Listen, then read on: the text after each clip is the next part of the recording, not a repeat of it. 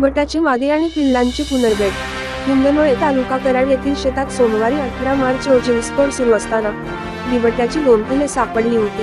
One विभागाने बिबट्याच्या मादीची पिल्लांशी पुनर्भेट घडवून आणली. हिंगणघोळ येथील सौविद्या निवासराव यांच्या शेतात सोमवारी विस्फोट सुरू असताना दुपारी 1च्या सुमारास उसाच्या सरीत बिबट्याची 2 पिल्ले कामगारांना दिसली. त्यांनी याबाबत सौम्य यांना माहिती दिली. यांनी वनपाल सागर कुंभार यांना ही माहिती देताच त्यांनी हिंगणघोळ येथे धाव घेऊन पिल्लांना ताब्यात घेतले. त्यानंतर वनपरिक्षेत्र अधिकारी तुषार नवले यांनी संध्याकाळी 5:30 वाजता पिल्ले कॅरेटमध्ये ठेवून तेथे कॅमेरे लावले. बिबट्याची मादी संध्याकाळी 7:30 वाजता येऊन एका पिल्लाला घेऊन गेली. पहिले पिल्लू सुरक्षित ठिकाणी ठेवून तिने दुसरे पिल्लू रात्री 8:20 नेले.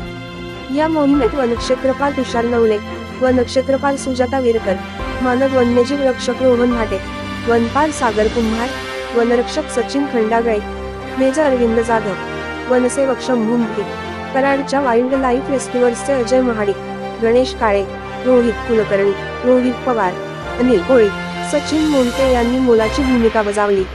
न्यूज मराठी लाईव्ह प्रतिनिधी श्री राहुल पवार, कराड.